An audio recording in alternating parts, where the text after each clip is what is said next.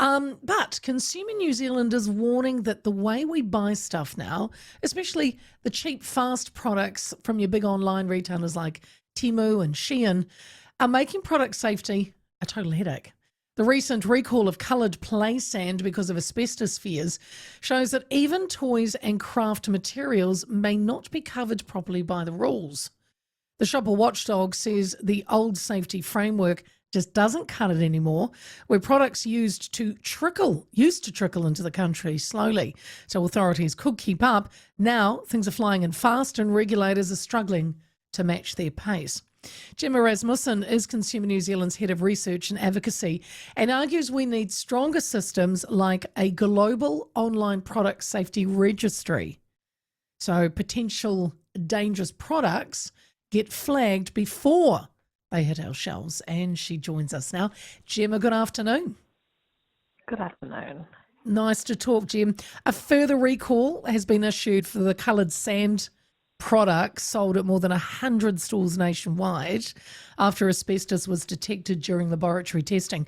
Do you think this wouldn't or couldn't have happened if we had the correct product safety system in place? I think that we definitely have a long way to go in terms of ensuring that our product safety systems are better. What I would say with this is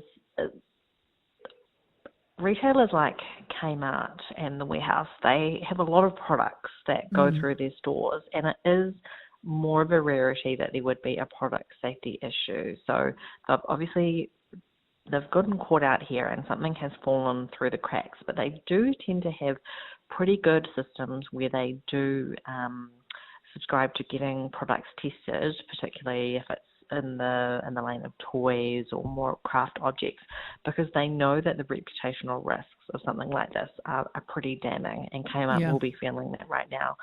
That said, I think that if we look at the entire product safety ecosystem in New Zealand, the way in which our legislation is written, the way in which the responsibility falls on the retailer, it definitely means that I don't think that it's reflective of the actual shopping experience of New Zealanders now. Sure. And I mentioned the likes of Temu and Shein and the rise of them because they are so popular in New Zealand. That's a concern, isn't it? Because you can just bring in, they just send it to you. It's there. Yeah, it's a major concern. I think that the laws that we have in New Zealand are not really addressing what's happening overseas, and there is such a strong demand for these types of products. There's a few things. Concerns around cost of living have doubled in the last 4 years. So about 70% of people are, they're really worried about their wallets, how much they're able to save, what they can spend, and so that is driving people to these cheaper platforms. Yeah. And then on top of that, if you receive an item and it's potentially unsafe, maybe it's a baby toy or an electronic item or whatever that may be, your recourse with a retailer like Temu, it's really difficult. It's hard to hold them account to New Zealand laws. It might be hard to actually get that retailer to change anything, to stop selling that product, to ensure that, the next person isn't going to encounter something that's unsafe. But on top of that, it's the potential risk that you're bringing into your home, particularly if you have small children or, any of your loved ones. It is a big risk to be taking, and it does feel like we're taking a gamble when we order from these places because we simply cannot trust the product safety standards. So to counter that, and is your suggestion of, say, a global online product safety register, is that what you're suggesting that would catch the Temus out, or was that kind of what you're talking about?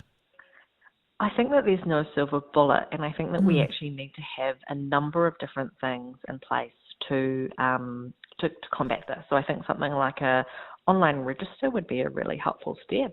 I think that the legislation in New Zealand needs to be actually reflective of the online shopping experience. And so in the EU, for example, they have much harsher conditions on these retailers.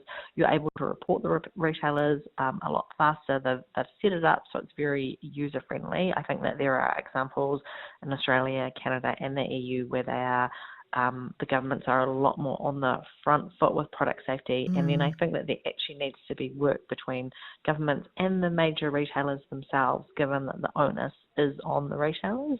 So Yeah.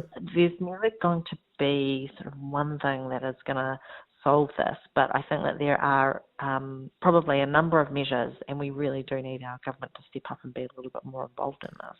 Well, now that you've said that, Gemma, you said that Kmart, because they are one of the stores that have been hit by this, and you said they'd really be feeling it. When something like this happens, when a product is recalled in such large numbers, I mean, who does that fall on? Who pays for the cleanup, for a better word? It does fall solely on the retailer, doesn't it? It does fall to the retailer. So there is a thing called civil remedy, which means that the purchaser would have the ability to seek recourse from the retailer. So say it's impacted your home or classrooms, things like that. A shopper would be able to go to the disputes tribunal and to seek up to $30,000 in compensation. Then if it was beyond that, it would be something that would go to the district court. If there was something really prolific, then potentially a minister, like a commerce minister or a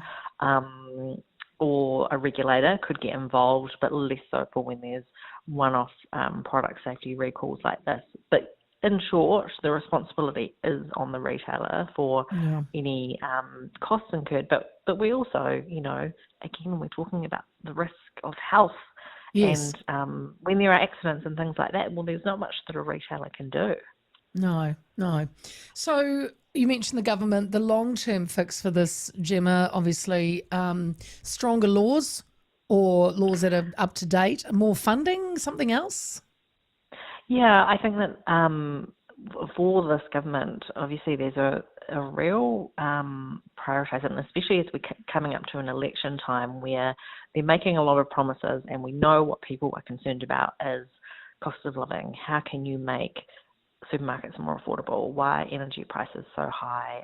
Why is the cost of rent or housing? These are the primary concerns that New Zealanders have.